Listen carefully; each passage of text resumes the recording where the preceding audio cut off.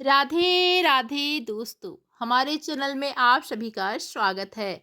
दोस्तों, आप सभी जानते हैं कि 1 मई 2026 को वैशाख पूर्णिमा मनाई जा रही है। चलिए जानते हैं वैशाख पूर्णिमा के विषय में। दोस्तों, वैशाख पूर्णिमा को ही बुद्ध पूर्णिमा के नाम से भी जाना जाता है। दरअसल हिंदू धार्मिक मान्यताओं के अनुसार वैशाख महीने की ही पूर्णिमा के दिन भगवान गौतम बुद्ध का जन्म हुआ था। वैशाख पूर्णिमा या बुद्ध पूर्णिमा का त्यौहार पूरे भारत में धूमधाम से मनाया जाता है। मान्यताओं अनुसार गौतम बुद्ध भगवान नारायण के ही 23वें अवतार थे। इस दिन कई लोग भगवान विष्णु की कृपा पाने के लिए उपवास भी रखते हैं। बुद्ध पूर्णिमा के दिन नदी स्नान और दान पुण्य के कार्य करने का विशेष महत्व बताया जाता है। यहाँ जानिए बुद्ध पूर्णिमा या वैशाख पूर्णिमा की व्रत कथा। चलिए दोस्तों, कथा शुरू करते हैं। फ्रेंड्स, द्वापर युग में एक बार भगवान श्री कृष्ण से यशोदा माता पूछती है कि आप संसार के पालन करता हो, मुझे कोई ऐसा उपाय बताओ जिससे मृत्यु लोक में किसी भी स्त्री को विधवा होने का डर न हो और न ही उसे निसंतान का दुख रहे। इस पर भगवान श्री कृष्ण ने अपनी माँ से कहा, हे माते, मैं आपको एक ऐसे ही व्रत के बारे में बताता हूँ। सौभाग्य और संतान प्राप्ति के लिए हर महिला को 32 पूर्णमासी व्रत रखना चाहिए।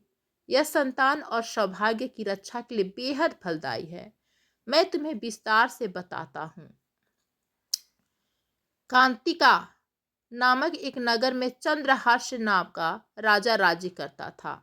उसी नगर में एक धनेश्वर नामक ब्राह्मण भी अपनी पत्नी सुशीला के साथ सकुशल रहता था। इनके घर में धन संपत्ति की कोई कमी नहीं थी, लेकिन ब्राह्मण का कोई संतान न था, जिसके कारण दोनों दंपति बहुत दुखी रहते थे।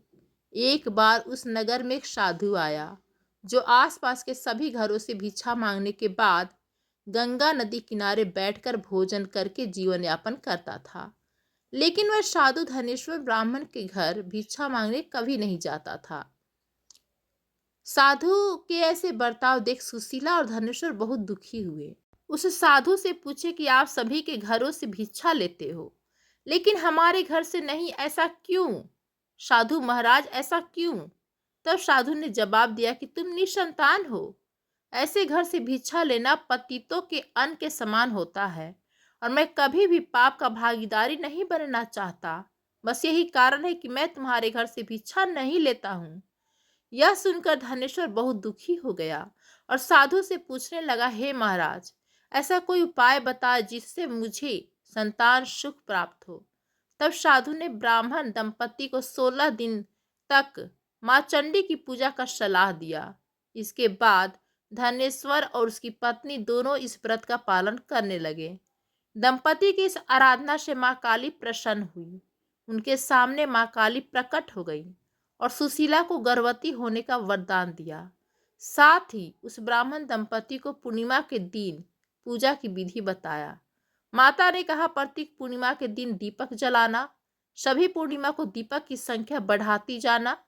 ऐसा तब तक करना जब तक 32 दीपक न हो जाए। इस तरह माता की कृपा से सुशीला गर्भवती हुई। काली माता के कहे अनुसार वह पूर्णिमा पर दीपक जलाती रही। फलस्वरूप दंपति के घर एक पुत्र ने जन्म लिया, जिसका नाम धनेश्वर और सुशीला ने देवदास रखा। देवदास के बड़े होने के पश्चात धनेश्वर ने उसे विद्या ग्रहण के लिए काशी भेजा। काशी में देवदास के साथ एक अजीब दुर्घटना घटी, जिसमें धोखे से देवदास का विवाह हो गया। जब देवदास ने बताया कि वह अल्पायु है, फिर भी उसका जबरदस्ती विवाह करवा दिया गया। उसके कुछ समय बाद जब काल देवदास का प्राण लेने आया, तो वह विफल हो गया। इसके बाद काल ने यमराज तक संदेश दिया कि वह देवदास के प्राण लेने में असमर्थ है। इसके बाद यमराज ने इसकी वजह जानने के लिए भगवान शिव और माता पार्वती के पास गए। तब माता पार्वती ने काली माँ से मिले वरदान के वृतांत को सुनाया और कहा कि ब्राह्मण दंपति देवदास के माता पिता ने पूर्णिमा का व्रत रखा था, इसलिए देवदास का कोई कुछ नहीं बिगाड़ सकता। पूर्णिमा व्रत के महत्व को जानने के बाद से कहा जाने लगा कि इस व्रत को करने से जातक को काल से मुक्ति मिलती है। साथ ही भगवान सभी मनोकामनाएं भी पूरी करते हैं। तो दोस्तों, आप लोग को यह कहानी कैसी लगी हमें कमेंट्स करके ज़रूर बताएं। और यदि पसंद आई तो हमारे चैनल को like, comment, share and subscribe जरूर करें। धन्यवाद फ्रेंड्स।